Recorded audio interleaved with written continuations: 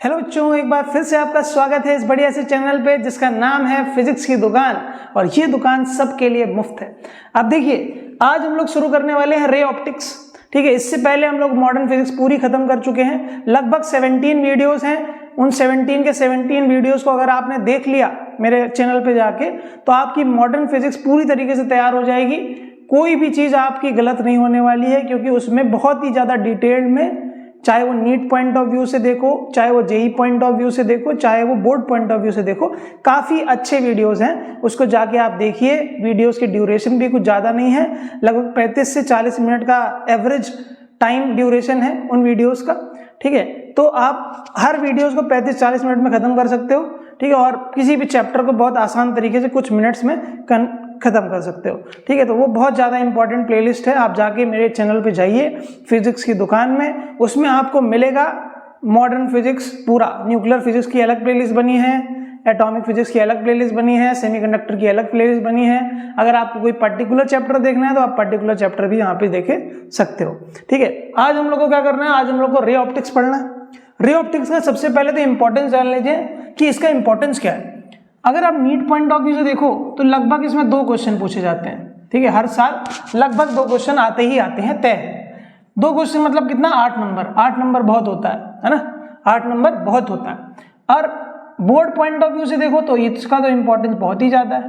लगभग 10 नंबर का ray optics आता है। 10 नंबर मतलब पता है कितने हो गए, लगभग 16%।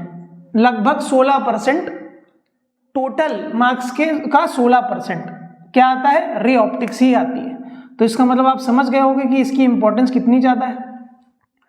और इसमें एक अच्छी बात यह है कि आपको जब आप रे ऑप्टिक्स को पढ़ते हो तो बहुत सारी चीजें ऐसी होती हैं जो आप लोगों ने क्लास 10th में ऑलरेडी पढ़ चुके हुए हैं, है ना। मतलब जो रे डायग्राम्स हैं, है ना, मिरर फॉर्मूला है, लेंस फॉर्मूला है, वो बहुत सारी चीजें रे ऑप्टिक्स में सेम होती हैं।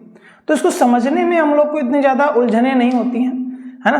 बस इसके जो क्वेश्चन सॉल्विंग के तरीके हैं, किस तरीके के क्वेश्चन पूछे जाते हैं, है ना, ये सब चीजें हम लोग को अगर आ गई और कॉन्सेप्ट इसके बहुत अच्छे से क्लियर हो गए, है ना, जो भी छोटे छोटे कॉन्सेप्ट इसमें छुपे हुए हैं, तो हमारे लिए ये जो रे ऑप्टिक्स वाला चैप्टर है बहुत आसान हो जाएगा। ठीक है, बस सारे कॉन्सेप्ट को बहुत अच्छे से पढ़ते हुए चलेंगे, बहुत डिटेल में पढ़ेंगे, है ना। कोई भी चीज ऐसी नहीं होगी जो जेई पॉइंट ऑफ व्यू से या नीट पॉइंट ऑफ व्यू से या बोर्ड पॉइंट ऑफ व्यू से छूटेगी। ठीक है, चलिए, तो सबसे पहले हम लोग बात कर लेते हैं रे ऑप्टिक्स की। जैसे कि आपको समझ में आ रहा है रे ऑप्टिक्स। ठीक है, अब ये जो रे है, लाइट के क्या होते हैं, कुछ नेचर्स होते हैं, है ना। जैसे हमने डुअल नेचर में बात करी थी, है ना। डुअल नेचर में बात क्या करी थी कि लाइट के पास नेचर है अलग अलग, जैसे रे का भी है, पार्टिकल का भी है ना, और वेव का भी है ना। डुअल नेचर में हम लोगों ने बात करी थी, है ना। तो इसी प्रकार से जो लाइट का जो नेचर है वो हमारा रे भी होता है ना। तो इस वाले सेक्शन में देखो, ऑप्टिक्स का मतलब क्या होता है, स्टडी ऑफ लाइट। ठीक है, लेकिन स्टडी ऑफ लाइट तो कर रहे हैं, लेकिन उसके रे नेचर की बात कर रहे हैं। सिर्फ किसकी बात कर रहे हैं, रे नेचर की बात कर रहे हैं। अच्छा, लाइट अपना रे नेचर कब शो करता है, तो इस बात को भी ध्यान रखेंगे कि लाइट अपना रे नेचर कब शो करता है, रे कब दिखाएगा, है ना। रे कब दिखाएगा, रे नेचर तब दिखाएगा when light deals with any object whose dimensions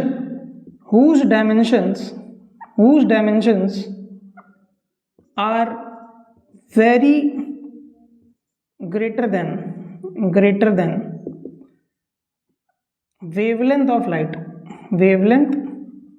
wavelength of light, उस समय लाइट का जो व्यवहार हो जाता है वो रे की तरह हो जाता है। इस बात पे गौर देंगे। ठीक है, गौर करेंगे। ठीक है, तो इस चैप्टर में हमको क्या पढ़ना है, लाइट के रे नेचर के बारे में पूरी जानकारी हमको लेनी है। लाइट अपना रे नेचर कब दिखाता है, जब लाइट कोई ऐसे ऑब्जेक्ट से डील करता है जिनकी डायमेंशन लाइट की वेवलेंथ से बहुत बड़ी है, तब हमारा जो लाइट का जो नेचर होता है वो रे की तरह शो होता है। और इसी नेचर के बारे में हमको इस चैप्टर में पूरी चर्चा करनी है। ठीक है, तो in this chapter we will discuss about the ray nature of light. तो सबसे पहला क्वेश्चन ये आता है, भैया आप रे कर रहे हो, ये रे है क्या, है ना। ये रे तो कर रहे हो आप, ये रे है क्या। तो जैसे रे की अगर हम लोग बात करें तो रे बेसिकली क्या होती है, रे एक स्ट्रेट लाइन है। क्या है, रे एक स्ट्रेट लाइन है जो कि हमको बताती है which show the direction of light, direction of light. रे बेसिकली क्या है, जो एक स्ट्रेट लाइन होती है, ठीक है, जो कि क्या बताती है, लाइट की डायरेक्शन बताती है ना, लाइट किधर से किधर आ रही है, उसे हम लोग क्या कहते हैं, रे, है ना, ऐसे बनाते हैं रे, है ना, हम लोग क्या बनाते हैं, ऐसे बनाते हैं रे। अब देखिए, तो रे का मतलब क्या हो गया कि एक स्ट्रेट लाइन जो कि क्या करे, लाइट की डायरेक्शन को शो करे। अब अगर हम लोग खाली लाइट की बात करें तो लाइट के बारे में तो आप बचपन से सुनते आ रहे हैं कि लाइट क्या है, लाइट क्या है, light is a form of energy, form of energy, जिसकी वजह से हम लोग क्या कर पाते हैं, देख पाते हैं, है ना, विच गिव्स अस सेंसेशन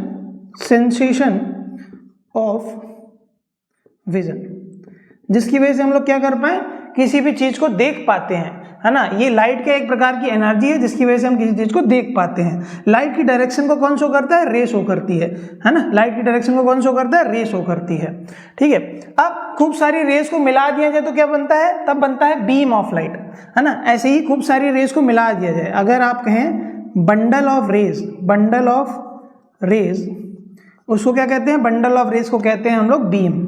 क्या कहते हैं, खूब सारी रेस को आपस में मिला दिया जाए तो ये क्या बन जाती है, इसको एक साथ क्या कहते हैं, बीम कहते हैं।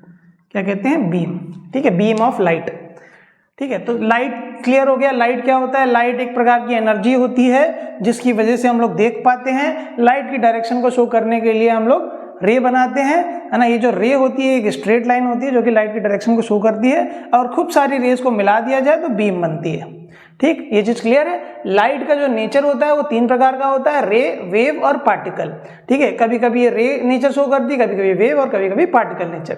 रे नेचर कब शो करती है, जब लाइट कोई ऐसे ऑब्जेक्ट से डील करती है जिनकी डायमेंशन लाइट की वेवलेंथ से बहुत ज्यादा होते हैं, तब हमारा ये लाइट रे की तरह शो करती है अपना नेचर। जैसे कि मिरर की जो डायमेंशन होती है वो वेवलेंथ से बात करो, लाइट की वेवलेंथ से बात करो तो उसका कोई कंपैरिजन नहीं है, बहुत ज्यादा डायमेंशन है मिरर की, है ना, as compare to wavelength of light, ठीक है। तो इस वजह से क्या होगा, मिरर से टकराएगी तो लाइट रे की तरह बिहेव करेगी, है ना, लेंस से टकराएगी तो लाइट रे की तरह बिहेव करेगी, ठीक है। वहीं पे जब क्या होगा, किसी ऐसे ऑब्जेक्ट से टकराएगी जिसकी डायमेंशन कंपैरेबल हो लाइट की वेवलेंथ से, जैसे मान लीजिए कि स्लिट है ना, बहुत ही पतली स्लिट, जैसे यंग डबल स्लिट एक्सपेरिमेंट पढ़ते हो ना आप, तो उसमें क्या होता है, लाइट को ऐसे दो छोटे छोटे छेदों से पास कराया जाता है ना, स्लिट से पास कराया जाता है, तो लाइट क्या करने लगती है, वेव नेचर शो करने लगती है ना, तब लाइट क्या करने लगती है, वेव नेचर को शो करने लगती है, ठीक है।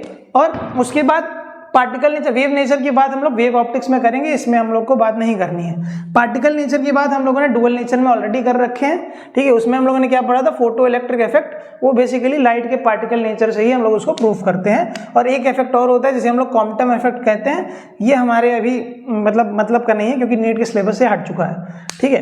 तो यहाँ पे बेसिकली हम लोग फोटो इलेक्ट्रिक इफेक्ट में पार्टिकल नेचर लाइट का पढ़ते हैं। ये सारी की सारी चीज हम लोग पढ़ेंगे, ठीक है। ये ऑलरेडी पढ़ चुके हैं, पार्टिकल नेचर के बारे में जानकारी ले चुके हैं। वेव नेचर के बारे में हम लोग वेव ऑप्टिक्स में पढ़ेंगे, रे नेचर के बारे में हम लोग रे ऑप्टिक्स में पढ़ेंगे, ठीक है। अभी तक क्लियर है। रे के नेचर से क्या क्या प्रूव कर सकते हो, रिफ्लेक्शन प्रूफ कर सकते हो, रिफ्रैक्शन प्रूफ कर सकते हो। तो इसी के बारे में इस पूरे चैप्टर में हम लोग चर्चा करेंगे, ठीक है। वेव नेचर से डिफ्रैक्शन, इंटरफेरेंस, पोलराइजेशन, तो इसलिए इस चैप्टर में हम लोग इन सारी चीजों के बारे में चर्चा करते हैं। पार्टिकल नेचर में हम लोगों ने फोटो इलेक्ट्रिक इफेक्ट के बारे में चर्चा करी थी, ठीक है। ये सारी चर्चा हम लोग करेंगे और कुछ चर्चा हम लोग ऑलरेडी कर चुके हैं, ठीक है। तो चलिए आगे बढ़ते हैं, ठीक है। चलिए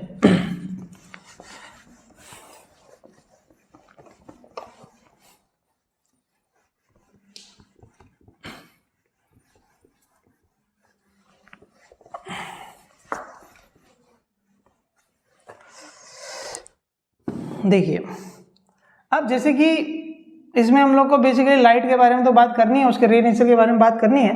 तो लाइट के बारे में कुछ बातें आप लोगों को पता है कि जो लाइट होती है ये क्या है, एनर्जी है।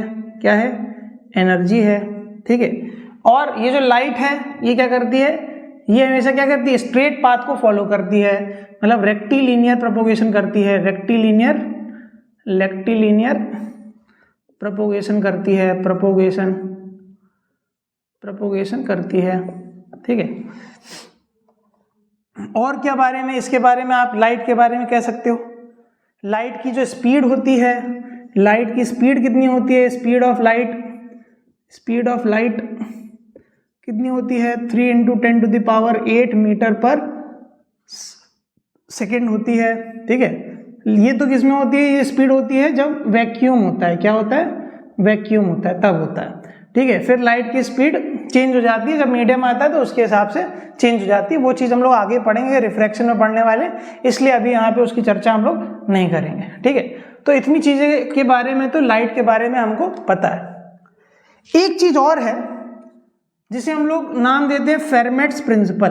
फेरमेट्स प्रिंसिपल लाइट के बारे में ही, लाइट की एक प्रॉपर्टी के बारे में ही फेरमेट ने एक प्रिंसिपल दिया, फेरमेट principal.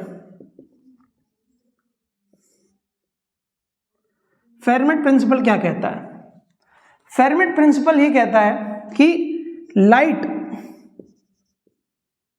while traveling from one point to another point, while traveling between two points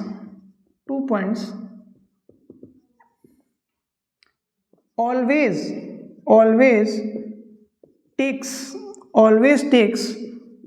optimum time। Optimum time का मतलब क्या होता है, या तो वो मैक्सिमम टाइम लेगी या तो मिनिमम टाइम लेगी। ठीक है, फेरमेट ने क्या कहा कि लाइट अगर एक पॉइंट से दूसरे पॉइंट के बीच में ट्रेवल कर रही है, एक पॉइंट से दूसरे पॉइंट के बीच में ट्रेवल कर रही है, तो लाइट या तो यहां से यहां पहुंचने में मैक्सिमम टाइम लेगी या तो यहां से यहां पहुंचने में मिनिमम टाइम लेगी। ठीक है, उनके बीच में कुछ नहीं लेगी। ठीक है, ये फेरमेट का प्रिंसिपल था, है ना, ये क्या था, फेरमेट का प्रिंसिपल था। इस बारे में हम लोग और चर्चा करेंगे, पहले तो आप इसको ध्यान रखिए कि अभी इन्होंने क्या बोला कि लाइट जो होती है जब एक पॉइंट से दूसरे पॉइंट की तरफ ट्रेवल करती है तो या तो वो मैक्सिमम टाइम लेगी या तो वो मिनिमम टाइम लेगी, मतलब क्या है, ऑप्टिमम टाइम लेती है हमेशा। ठीक है, और इसकी मदद से, इस प्रिंसिपल की मदद से हम लोग जो रिफ्लेक्शन के लॉ हैं उसको भी प्रूफ करेंगे। अभी पहले हम लोग लॉ को पहले समझेंगे, उसके बाद हम लोग उसकी तरफ बढ़ेंगे। ठीक है, अभी तो बस आप इसलिए याद रखिए क्योंकि हम लोग प्रॉपर्टीज के बारे में बात कर रहे थे, तो फेरमेट प्रिंसिपल भी लाइट की एक प्रॉपर्टी को ही दर्शाता है। ठीक है, इस वजह से हम लोगों ने यहाँ पे बात करी फेरमेट प्रिंसिपल की। ठीक है, तो फेरमेट प्रिंसिपल अभी यहाँ पे रोक देते हैं, अभी हम लोग फेरमेट प्रिंसिपल की मदद से रिफ्लेक्शन के लॉज को भी प्रूफ करेंगे। ठीक है, चलिए इसके बाद क्या बात आती है, देखिए इसके बाद बात आती है कि अगर लाइट, जैसे मान लेते हैं कि ये एक सरफेस है, क्या है, ये क्या है, एक सरफेस, क्या है, एक सरफेस। जब कोई लाइट किसी सरफेस पे पड़ती है ना, जब कोई लाइट किसी सरफेस पे पड़ती है, ठीक है, तो यहां पे 3 फिनोमेनास हो सकते हैं। क्या क्या हो सकता है कि लाइट, मान लेते कि इस सरफेस पे पड़ी तो लाइट क्या हो सकती है, टकरा के इधर जा सकती है। क्या कर सकती है, लाइट टकरा के इधर जा सकती है। या क्या कर सकती है, जो लाइट है वो जैसे ही इस पे गिरे तो क्या हो जाए कि अपने पाथ से थोड़ा सा डेविएट होके अलग चली जाए, ये कर सकती है।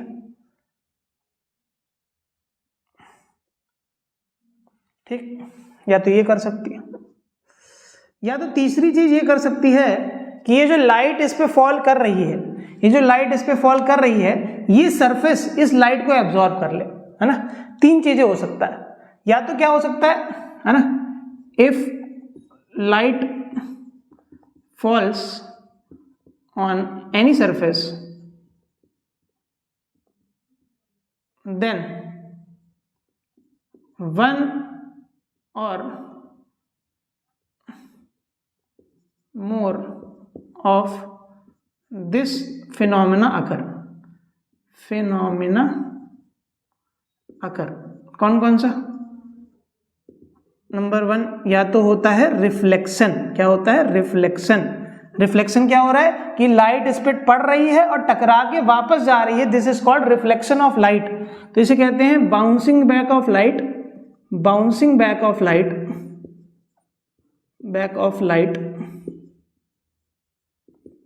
in same medium is called reflection of light। या तो रिफ्लेक्शन होगा, या तो क्या होगा कि ये लाइट जा रही है, जानी चाहिए थी सीधे, लेकिन थोड़ा सा ये बेंड कर जाएगी, है ना। तो दूसरा फिनोमेना क्या हो सकता है? दूसरा फिनोमेना हो सकता है रिफ्रैक्शन। क्या हो सकता है? रिफ्रैक्शन। क्या हो सकता है? रिफ्रैक्शन। रिफ्रैक्शन क्या होता है कि deviation from original path when light travel from one medium to other, one medium to other। ठीक है। रिफ्रैक्शन क्या होता है कि deviation of original from the original path when light travel from one medium to another. ये एक medium है और इसको हम लोग दूसरा मीडियम मान लिया है, ठीक है। या तो रिफ्रैक्शन हो सकता है। और तीसरी चीज क्या हो सकती है? तीसरी चीज हो सकती है एब्जॉर्प्शन। क्या हो सकता है? एब्जॉर्प्शन। ठीक है, कि लाइट इस पे गिरी और इस सरफेस ने इसको एब्जॉर्ब कर लिया, है ना। लाइट इस पे गिरी और सरफेस ने इसको एब्जॉर्ब कर लिया। तो यहाँ पे देखिए, यहाँ पे ये जो लाइट फॉल हो रही है, ये जो ब्लू वाली लाइट आपको फॉल हो रही है, इस लाइट रे को कहते हैं इंसिडेंट रे। क्या कहते हैं? Incident ray. क्या कहते हैं? Incident ray. अब अगर टकरा के वापस चली गई तो इस रे को क्या कहते हैं हम लोग? Reflected ray. ठीक। अब टकरा के वापस न जाके अंदर गई और ये अपने पाथ से डेविएट कर गई, तो इस वाली लाइट रे को क्या कहेंगे हम लोग? रिफ्रैक्टेड रे, क्योंकि यहां पे तो रिफ्रैक्शन हो गया। रिफ्रैक्टेड रे, है ना। इसे क्या कहेंगे? रिफ्रैक्टेड रे। अब इस सरफेस से अगर आप नॉर्मल बना दें, क्या बना दें? इस सरफेस से आप क्या करें? एक परपेंडिकुलर बना दें, नॉर्मल। इस सरफेस के एक परपेंडिकुलर लाइन बना दें जिसको n से दर्शा दें, तो इसे हम लोग क्या कहते हैं? नॉर्मल। क्या कहते हैं? नॉर्मल। नॉर्मल कोई रे नहीं है, नॉर्मल कोई रे नहीं है। कई बार कहते हैं incident ray, reflected ray, normal रे नहीं, ये तो नॉर्मल है, परपेंडिकुलर है, नॉर्मल कोई रे नहीं, ठीक है। क्योंकि लाइट की डायरेक्शन को दिखाने के लिए हम लोग रे बनाते हैं, नॉर्मल को दिखाने के लिए रे थोड़े बनाए, है ना। तो ये क्या है? नॉर्मल, ठीक है। अब ये जो इंसिडेंट रे और नॉर्मल रे, इनके बीच में जो एंगल है, इनके बीच में जो एंगल बनता है, इसे हम लोग कहते हैं एंगल ऑफ इंसिडेंस। क्या कहते हैं? इस एंगल को कहते हैं, ये जो एंगल आई आपको दिख रहा है, this is the angle of incidence. Angle of incidence, ठीक। और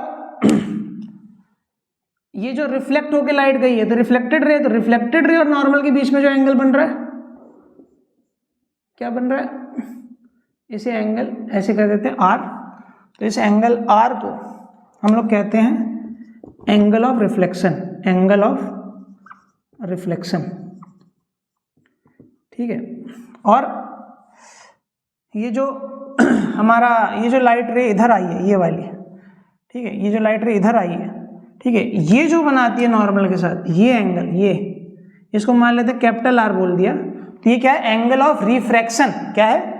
angle of refraction. Angle of refraction. Angle of refraction, ठीक है। छोटी सी बात है, याद रखेंगे, ये जो एंगल है नॉर्मल के साथ बन रहा है, ना कि सरफेस के साथ। नॉर्मल के साथ जो एंगल बनता है उसे कहते हैं angle of incidence, incident ray. और नॉर्मल के साथ जो एंगल बन रहा है वो incident ray, incident angle. Normal और रिफ्लेक्टेड रे के साथ जो एंगल बन रहा है वो reflected angle, angle of reflection, sorry. और जो नॉर्मल, ये जो नॉर्मल बना है ये, और रिफ्लेक्टेड रे के साथ जो एंगल बन रहा है वो बन रहा है एंगल ऑफ रिफ्रैक्शन। कई बार बच्चा कंफ्यूज होता है कि कई बार क्या होता है, एंगल इधर से दिया होता है सरफेस से, लेकिन बच्चा क्या करता है, कॉन्सेप्ट ना आने की वजह से वो कह देता है कि यही वाला एंगल है एंगल ऑफ इंसिडेंस, ठीक है। तो कई बार क्वेश्चन कंफ्यूज करते हैं हमें, ठीक है। तो इसलिए इसको, बहुत छोटी सी बात है लेकिन याद रखेंगे, बच्चा इसमें भी कंफ्यूज होता है, ठीक है। चलो, तो ये चीज हमको पहले तो आनी चाहिए कि इंसिडेंट रे किसे कहते हैं, रिफ्लेक्टेड रे किसे कहते हैं, रिफ्रैक्टेड रे किसे कहते हैं, नॉर्मल किसे कहते हैं, ठीक है। इस बारे में हम लोग पहले चर्चा कर लिए, ठीक है। तो इसके बारे में हम लोगों ने चर्चा कर ली, ठीक है। चलिए आगे बढ़ते हैं।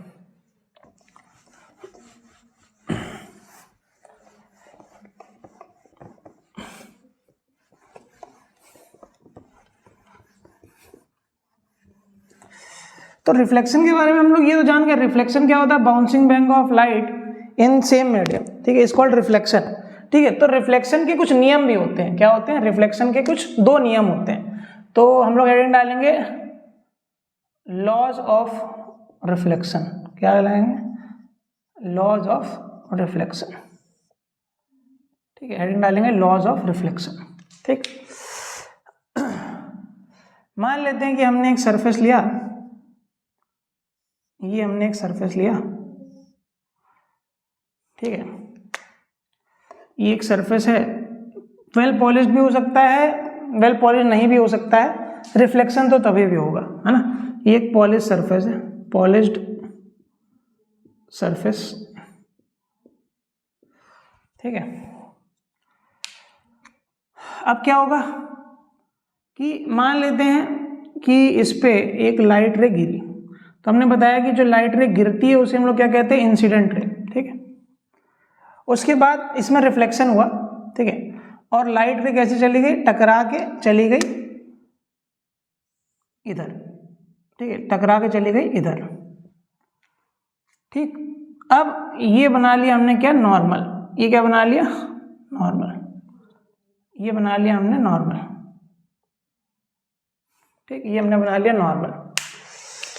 ये वाला एंगल अभी हम लोगों ने बात कर ही ली है पीछे, ये एंगल आई और ये एंगल आर, ये angle r, angle of reflection और एंगल ऑफ इंसिडेंस। तो लॉ ऑफ रिफ्लेक्शन क्या कहता है, लॉ ऑफ रिफ्लेक्शन ये कहता है कि angle of incidence, angle of incidence is always equal to angle of reflection, ठीक है। पहली बात तो ये कि एंगल I जो है और एंगल R जो है ये आपस में दोनों क्या होने चाहिए, बराबर होने चाहिए, ठीक है। अभी ये 10th लेवल की बातें चल रही है ना, इसमें आपको कोई समस्या नहीं होनी चाहिए, है ना, कोई समस्या नहीं है ना, ठीक है। दूसरा, अभी तो लॉ हम लोग बहुत ही आसान तरीके से देख रहे हैं, जो कि अभी हम लोगों ने आज तक पढ़ा है। कुछ समय बाद हो सकता है इस लेक्चर में या फिर हो सकता है अगले लेक्चर में हम लॉज ऑफ रिफ्लेक्शन की वेक्टर फॉर्म पढ़ेंगे, तब आपको इसका जेई और नीट, जेई लेवल का इंपॉर्टेंस पता चलेगा, ठीक है। अभी तो ये नीट लेवल और बोर्ड लेवल तक सीमित रख रहे हैं अभी, लेकिन कुछ समय बाद, अभी जैसे ही हम लोग के लेक्चर आगे बढ़ रहा है वैसे वैसे इसका हम लोग बहुत ही रौद्र रूप भी देखेंगे, ठीक है। तो डरना नहीं है, बहुत आसानी से इसी तरह धीमे धीमे पढ़ेंगे तो कोई समस्या आने वाली नहीं है, ठीक है।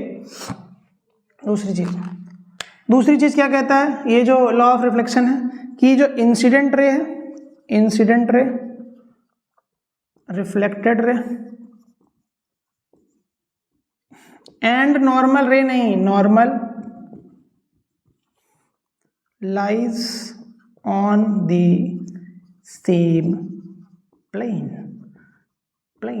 ठीक है। ये क्या करते हैं, तीनों के तीनों जो ये जो इंसिडेंट रे है, ये रिफ्लेक्टेड रे है और ये जो नॉर्मल है, तीनों एक ही प्लेन पे होना चाहिए। मतलब एक ही प्लेन का मतलब क्या है कि मान लेते हैं कि इंसिडेंट रे और रिफ्लेक्टेड रे हमने इस बोर्ड पे बनाई, है ना, इंसिडेंट रे और रिफ्लेक्टेड रे हमने क्या करी, बोर्ड पे बनाई, ठीक है। इंसिडेंट रे और रिफ्लेक्टेड रे हमने बोर्ड पे बनाई, ठीक, ये बना दी, ठीक। अब क्या होगा कि जो नॉर्मल होगा वो ऐसा नहीं हो सकता इस प्लेन से बाहर आ जाए, उस प्लेन से बाहर नहीं आ सकता, ये नॉर्मल भी इसी बोर्ड में होना चाहिए, है ना। अगर इनको दोनों को बाहर बनाया तो इसको भी इसी तरफ बाहर बनाना पड़ेगा, मतलब तीनों का प्लेन सेम होना चाहिए, है ना। मतलब एक अगर हम लोग इसमें एक स्क्वायर बनाए इन सबको लेके तो वो स्क्वायर के अंदर ही सब तीनों के तीनों आने चाहिए, है ना। तो बेसिकली इसका फंडा ये है कि तीनों के तीनों क्या होने चाहिए, एक ही प्लेन पे लाई करने चाहिए, है ना। तीनों के तीनों क्या होने चाहिए, एक ही प्लेन पे लाई करने चाहिए, है ना। इसी को हम लोग थोड़ा सा वेक्टर फॉर्म में भी आगे देखेंगे, अभी हम लोग यहीं पे रुक जाते हैं, ठीक है। अभी थोड़ा सा बेसिक लेक्चर रखते हैं, पहला लेक्चर, ठीक है, लॉज ऑफ रिफ्लेक्शन, ठीक है। ये तो हो गई हमारी लॉज ऑफ रिफ्लेक्शन की बात। अब इसी में 2 टाइप के रिफ्लेक्शन आते हैं, है ना, रिफ्लेक्शन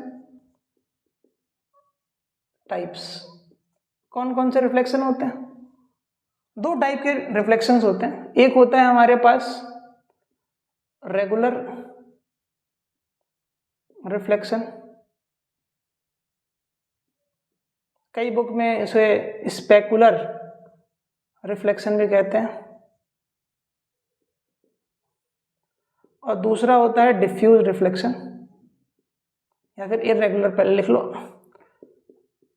इर्रेगुलर रिफ्लेक्शन,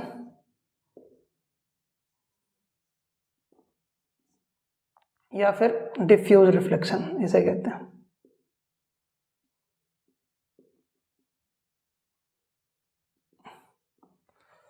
अब ये जो दोनों रिफ्लेक्शन इसको कैसे बांटा गया है, बेसिकली अकॉर्डिंग टू सरफेस इन दोनों रिफ्लेक्शन को बांटा गया।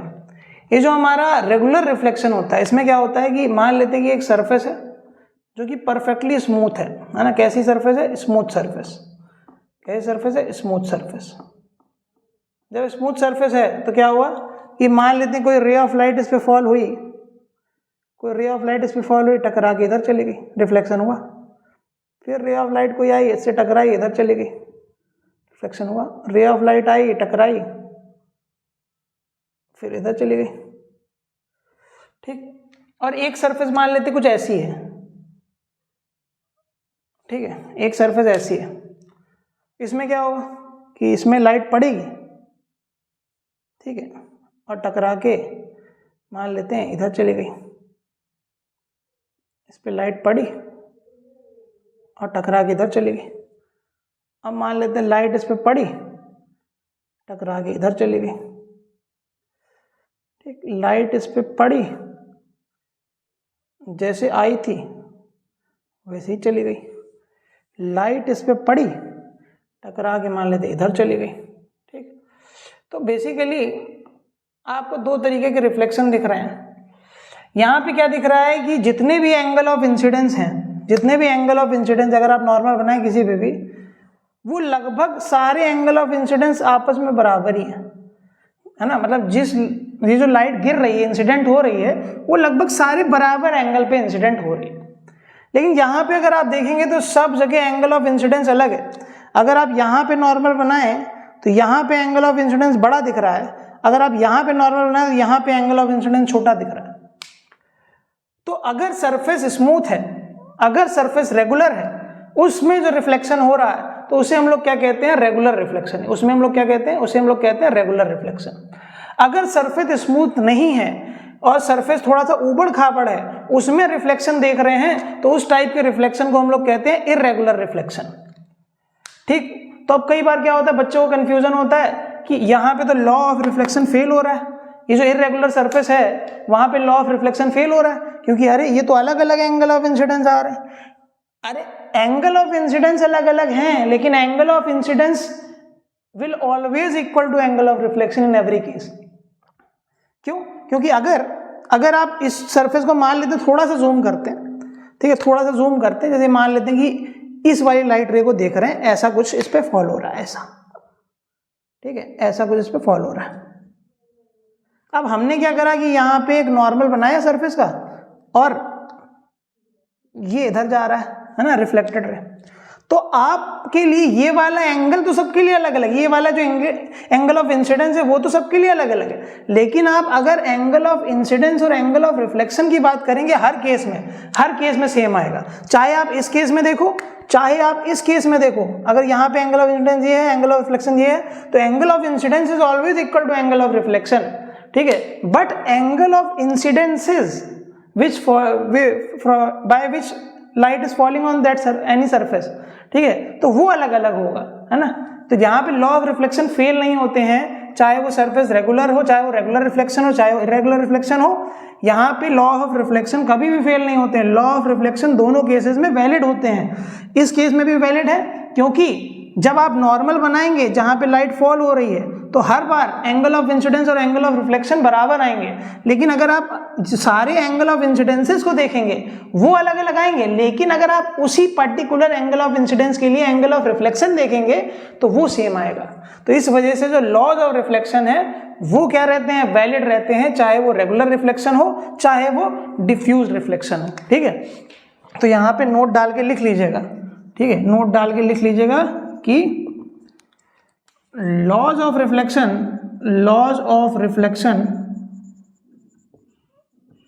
is always valid in any type of reflection,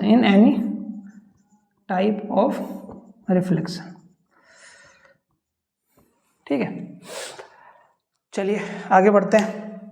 ठीक, यहां तक कोई समस्या, कोई परेशानी, कुछ भी नहीं। चलो, हमको आपकी आवाज तो नहीं आती, लेकिन हम मन की आवाज जान जाते हैं कि हाँ नहीं हो सकती परेशानी। क्या ही परेशानी होगी।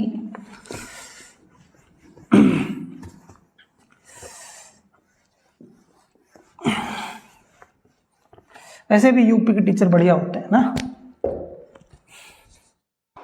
चलिए, अभी हम लोगों ने बात करी थी कुछ देर पहले फेरमेट लॉ की, फेरमेट्स प्रिंसिपल की। अब वक्त आ गया है कि इस प्रिंसिपल की शक्तियां दिखाई जाएं। अब वक्त आ गया है कि इस प्रिंसिपल को इस्तेमाल किया जाए अपने लॉ ऑफ रिफ्लेक्शन पे। ठीक है, अब ये जो बात पढ़ाने जा रहे हैं ये आपने नहीं पढ़ी होगी, ना तो 12th में ना तो 10th में। ठीक है, तो इसलिए इस बात को ध्यान देंगे, है ना। फेरमेट्स प्रिंसिपल ने क्या कहा था? फेरमेट प्रिंसिपल ने ये कहा था कि जो लाइट होती है जब एक पॉइंट से दूसरे पॉइंट पे जाती है तो क्या होता है? ऑप्टिमम टाइम लेती है। क्या लेती है? Optimum time. ऑप्टिमम टाइम का मतलब क्या है? या तो टाइम मिनिमम लेगी या तो टाइम मैक्सिमम लेगी। सही। मान लेते हैं कि हमारे पास दो पॉइंट है, पॉइंट ए, ये है पॉइंट बी। ठीक, अब लाइट को क्या करना है? इस पॉइंट से इस पॉइंट पे जाना है। ठीक है, तो एक चीज तो जाहिर सी बात है कि लाइट जो है मिनिमम टाइम के लिए तो ऐसे ही चलेगी। मिनिमम टाइम के लिए तो क्या होगा? यहां से यहां जाना है, सीधे चलेगी चट से, है ना। मिनिमम टाइम तो एब्सोल्युटली यही है ना। मिनिमम टाइम तो एब्सोल्युटली यही है ना। एब्सोल्युटली यही है, यही। तो मिनिमम टाइम तो यही।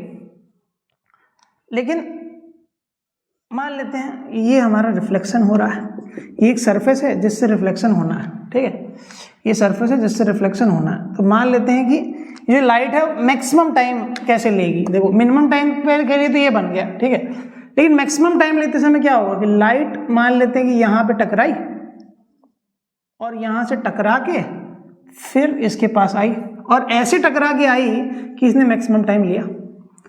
ऐसे टकरा के आई कि इसने मैक्सिमम टाइम लिया। इसकी लंबाई हम लोग यहां से यहां तक की लंबाई, इस पॉइंट को O नाम दे देते हैं, L1 दे देते हैं, और इस पॉइंट की लंबाई इसको हम लोग L2 नाम दे देते हैं। ठीक है, अब हम लोग प्रूफ करने जा रहे हैं। क्या प्रूफ करने जा रहे हैं? हम लोग प्रूफ करेंगे, हम लोग को क्या प्रूफ करना है? To proof angle I equal to angle R, ये प्रूफ करना है। ठीक है, चलिए, तो ये L1 मान ली, ये लंबाई, और ये लंबाई हमने क्या मान ली? L2 मान लिया।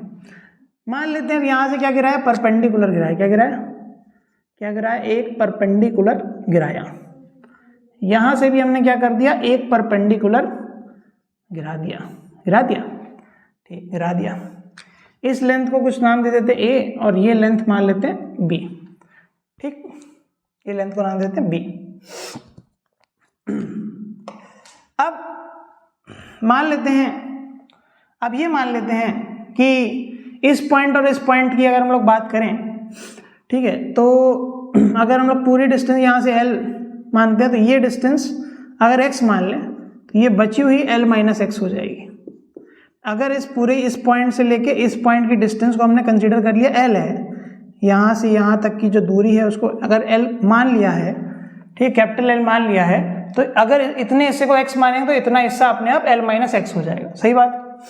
ठीक, अब देखिए एक ट्रायंगल बनाते हैं। यहाँ पे जो परपेंडिकुलर डालते हैं उसको भी नाम देते हैं M, और यहाँ पे दे दिया N। ठीक है, ये हमारा परपेंडिकुलर है।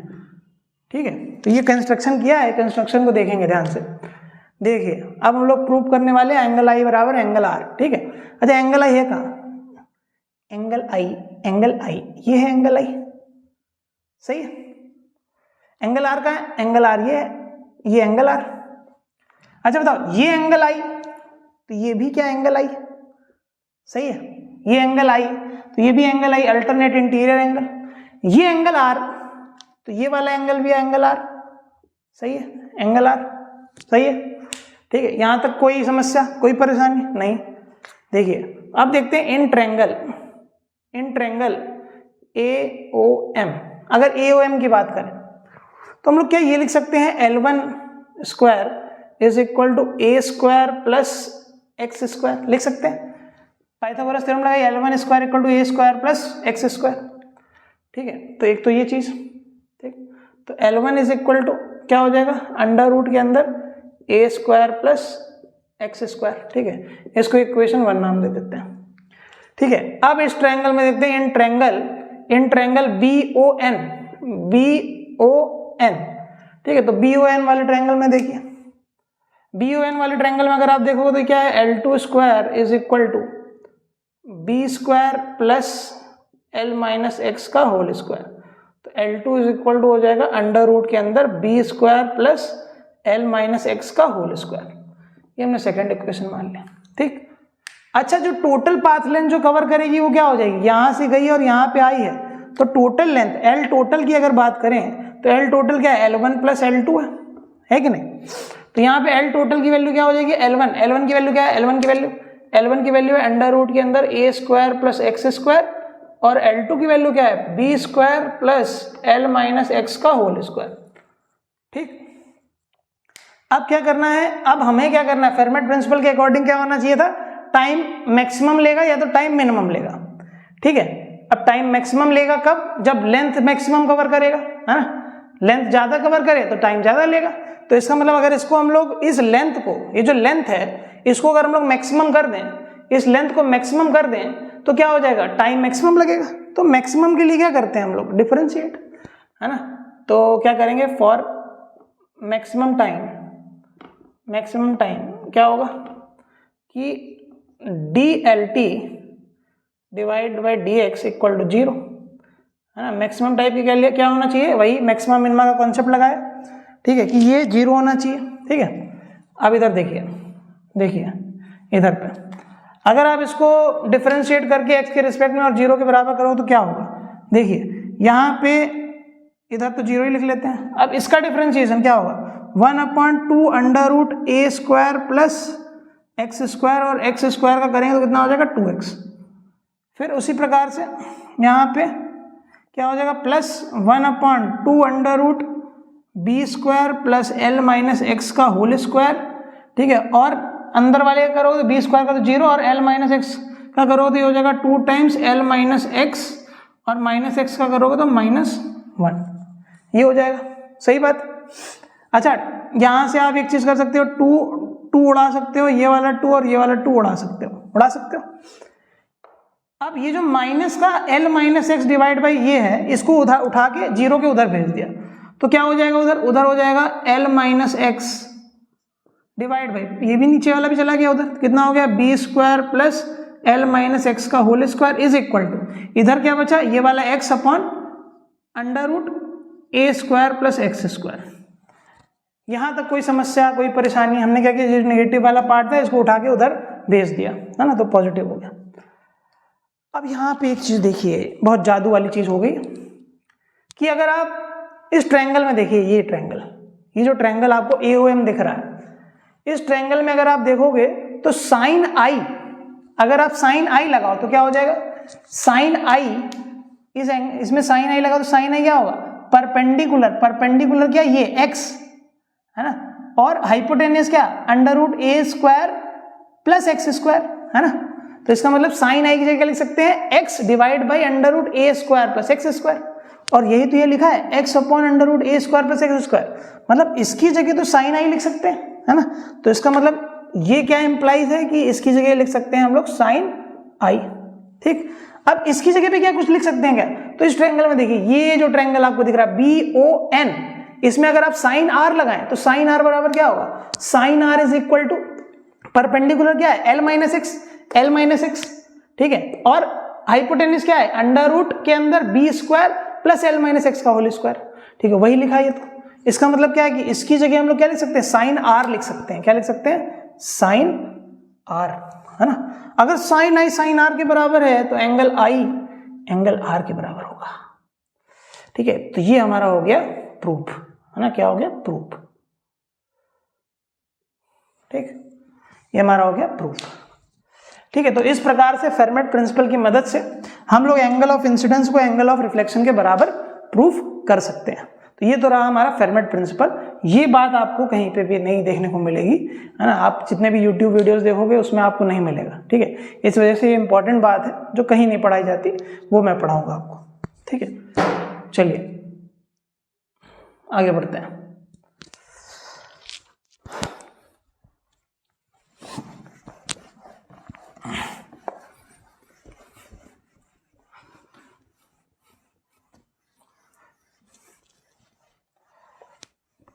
हम लोग आखिरी बात इस आज की करने वाले हैं, जो है ऑब्जेक्ट एंड इमेज से रिलेटेड। किससे रिलेटेड है? ऑब्जेक्ट एंड इमेज से रिलेटेड है। छोटी सी बात है, बहुत छोटी सी, बस उसको ध्यान रखना है। ऑब्जेक्ट किसे कहते हैं और इमेज किसे कहते हैं? ठीक है, अब ऐसे तो आपको डेफिनेशन नहीं पता होगी हम, लेकिन मैं आपको बताऊंगा जो डेफिनेशन, उससे आपको याद रखना है।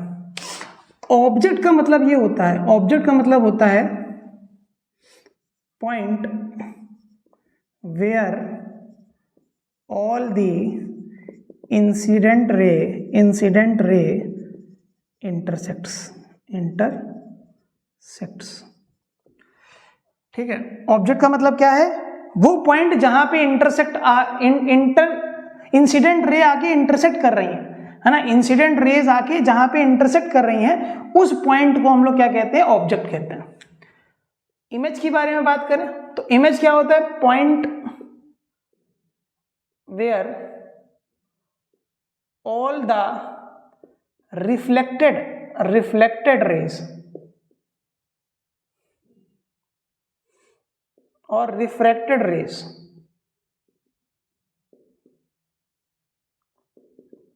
इंटरसेक्ट्स। ठीक, तो ऑब्जेक्ट का मतलब क्या होगा? जहां पे सारी इंसिडेंट रे इंटरसेक्ट करती हैं।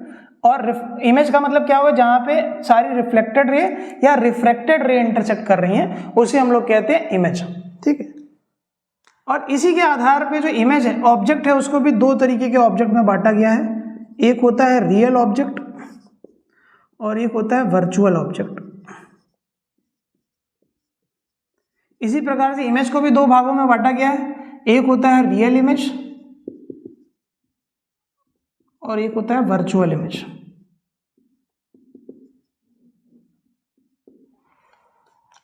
जो हमारी रियल इमेज है, तो रियल ऑब्जेक्ट की बात करें तो रियल ऑब्जेक्ट का मतलब क्या है? कि जब real incident ray of light जहां पे मिल रही हो। Real incident ray of light का मतलब क्या है? कि मान लेते हैं कि ये हमारी इंसिडेंट रे ऑफ लाइट है। ठीक है, ये क्या है? Incident rays. ठीक है, ये क्या है? Incident rays. अब आप देखिए, ये जो इंसिडेंट रेज हैं, मान लेते हैं कि इस मिरर पे किसी भी सरफेस पे जाके ये इंसिडेंट करने वाली हैं। ठीक है, ये हमारी सरफेस है। ठीक है, ये सरफेस कंसिडर कर लेते हैं। ठीक है, इस सरफेस पे जाके ये इंसिडेंट होने वाली है। तो इंसिडेंट रे असली में यहाँ पे कट कर रही है, तो इस पॉइंट को क्या कह देंगे? ऑब्जेक्ट। और ये कैसा ऑब्जेक्ट है? Real object. कैसा ऑब्जेक्ट है? Real object. अभी वर्चुअल ऑब्जेक्ट की बात करते हैं। ठीक है, वर्चुअल ऑब्जेक्ट कैसा होता है? देखिए कि मान लेते हैं कि ये हमारी कोई स्क्रीन है और इंसिडेंट रे ऑफ लाइट कुछ ऐसे आ रही है, ऐसे है।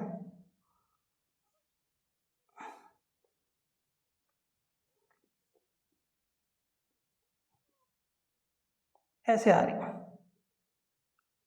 ठीक, अब इसमें टकराई। अब आप इधर देखोगे तो इस जगह, मतलब मिरर की अगर इस तरफ देखोगे तो यहां कहीं पे भी इनका इंटरसेक्शन नहीं हो रहा है ना, यहां कहीं भी इंटरसेक्शन नहीं हो रहा है। लेकिन हम ये मान सकते हैं कि ये जो इंसिडेंट रेज हैं, ये कहीं आगे जाके इंटरसेक्ट कर रही होंगी, है ना। ये हम मान सकते हैं कि ये जो इंसिडेंट रे हैं, ये कहीं आगे जाके इंटरसेक्ट कर रही होंगी, है ना। मान सकते हैं, मतलब ये इंसिडेंट नहीं कर रही हैं, इंसिडेंट रे इंटरसेक्ट नहीं कर रही हैं, लेकिन हम लोग मान सकते हैं कि आगे जाके कहीं इंटरसेक्ट कर रही होंगी, है ना। मान सकते हैं कि ये आगे जाके कहीं इंटरसेक्ट कर रही होंगी, ठीक है। लेकिन ये असली में इंटरसेक्ट नहीं कर रही हैं। तो जब ऐसा होता है कि जो incident ray appears to meet होती हैं, है ना, ये लगे कि अपीयर्स टू इंटरसेक्ट हैं, appears to इंटरसेक्ट असली में नहीं हो रही है, तो ऐसे में इसको हम लोग कहते हैं वर्चुअल ऑब्जेक्ट। ठीक है, इसी प्रकार से रियल इमेज की बात करें तो मान लेते हैं कि ये हमारा ऐसा कुछ है, ये स्क्रीन है। ठीक है, अब मान लेते हैं कि कोई इंसिडेंट रे ऑफ लाइट आई, टकराई और इस पे जाके यहाँ कट कर गई। इंसिडेंट रे ऑफ लाइट आई, टकराई और यहाँ पे इंटरसेक्ट कर गई। तो यहाँ पे इमेज बनी, यहाँ पे जो इमेज बनी ये बेसिकली रियल इमेज बनी। क्यों बनी? क्योंकि यहाँ पे रियल इंटरसेक्शन हो रहा है रिफ्लेक्टेड रेस का। ये लाइट रे आ रही है और ये क्या है? ये है हमारी रिफ्लेक्टेड रेस। ये हमारी क्या है? Reflected race. ये मिरर से टकराने के बाद क्या हो रही है? आ रही है, ये क्या है? Reflected rays. अब इनका इंटरसेक्शन हो रहा है जहाँ पे, उस पॉइंट को हम लोग क्या कहेंगे? इमेज कहेंगे। क्या कहेंगे? इमेज। और ये इमेज कैसी इमेज है? रियल इमेज, क्योंकि असली में इसमें इंटरसेक्शन हो रहा है। ठीक है, अब वर्चुअल इमेज का एग्जाम्पल देखो, जैसे ये हमारी स्क्रीन है। ठीक है, अब मान लेते हैं कि यहां से कोई एक लाइट आई और टकराई और इधर चली गई। यहां से कोई रे ऑफ लाइट आई, टकराई और इधर चली गई। अब ये जो रिफ्लेक्टेड रे हैं असली में इधर कहीं इंटरसेक्ट नहीं कर सकती क्योंकि ये तो दूर जा रही है। ठीक है, तो हम लोग क्या मान लेंगे कि ये जो, अगर इसको हम लोग पीछे बढ़ा देते, तो ये यहाँ कहीं इंटरसेक्ट कर जाती है ना, ये यहाँ कहीं इंटरसेक्ट कर जाती। अब ये असली में तो इंटरसेक्ट नहीं करी, लेकिन हमने माना कि ये इंटरसेक्ट करी होगी, है ना। तो ऐसे केस में इस टाइप की इमेज को हम लोग क्या कहते हैं? Virtual image. ठीक है, इस चीज को बहुत क्लियर रखना है, क्योंकि कई बार हमारे बच्चे real image, virtual image, real object, virtual object में बहुत कंफ्यूज होते हैं। ठीक है, तो बिल्कुल यहाँ पे क्रिस्टल क्लियर रहना है कि ऐसा होता है कि रियल इमेज क्या होती है, वर्चुअल इमेज क्या होती है, रियल ऑब्जेक्ट क्या होता है, वर्चुअल ऑब्जेक्ट क्या होता है। नहीं समझ में आया फिर से देखिए, नहीं समझ में आया फिर से देखिए। ठीक है, लेकिन इसको बहुत ही क्लियर रखिए, क्योंकि इसका काम बहुत आगे तक है। ठीक है, इसको क्लियर रखना है। रियल ऑब्जेक्ट क्या होता है, virtual object, real image, virtual image. ठीक है, इन सब चीज़ों के बारे में बात करिए। ठीक है, और यहाँ पे कुछ बातें और आती हैं रियल इमेज और वर्चुअल इमेज के बारे में, कि जो रियल इमेज होती है उसको हम लोग ऑब्टेन कर सकते हैं स्क्रीन पे, obtained on screen, can be obtained on screen, और इसको can not be obtained on screen, obtained on screen. जब ये पहले से ही वर्चुअल है, ये तो माना हुआ है कि इमेज बनेगी, तो उसको कैसे स्क्रीन पे लाओगे? नहीं ला सकते हो। तो ये बात भी हमको याद रखनी है। आज का लेक्चर हम लोग यहीं पे समाप्त करते हैं। कल हम लोग आगे पढ़ेंगे रिफ्लेक्शन में, है ना, मिरर्स के बारे में पढ़ेंगे, प्लेन मिरर के बारे में। ठीक है, उसके बाद अगले लेक्चर में हम लोग स्फेरिकल मिरर को पढ़ेंगे। ठीक है, तो thank you so much. I hope आपने ये लेक्चर एंजॉय किया होगा, आपको मजा आई होगी। तो आप लाइक करिए, शेयर करिए अपने दोस्तों के साथ और सब्सक्राइब करिए। Thank you.